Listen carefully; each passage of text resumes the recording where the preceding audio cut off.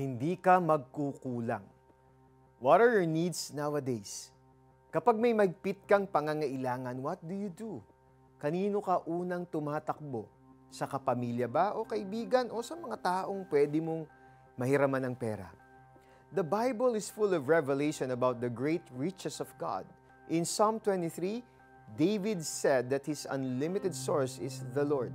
Ikinumpara niya si Lord sa isang shepherd na nag-aakay sa kanyang mga sheep sa green pasture. David was fully confident that he would not lack anything because the Lord is his shepherd. Abraham also experienced God as a great provider. Tinawag ni Abraham ang isang mountain sa Moriah na Yahweh Jireh, which means the Lord will provide. Dahil doon nagbigay ang Diyos ng tupang panghandog kapalit ng anak niyang si Isaac. Amazing din ang iba pang mga kwento ng supernatural provisions ng ating Panginoon. He chose a little boy with his 5 loaves and 2 fish in order to feed the multitude. Inutusan rin niya ang uwak para maghatid ng tinapay at karne kay Elijah. It's also clear that God owns all the riches of this earth. He possesses everything in this world.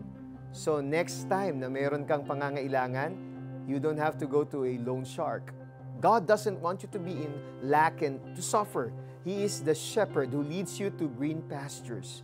Siya rin ang great provider na magpo-provide ng lahat ng pangangailangan mo.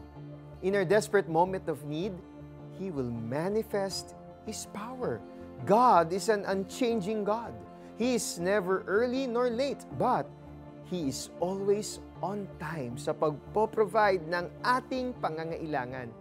God can do a repeat of His miracles for you as well. If God provided a few thousand years ago, He will still provide now. Let us pray.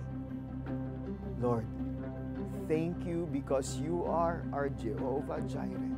You provided for your people in the past, and you will provide for all our needs today. Hindi kayo nagkukulang, Panginoon. You are the gracious God who is the same yesterday, today, and forever.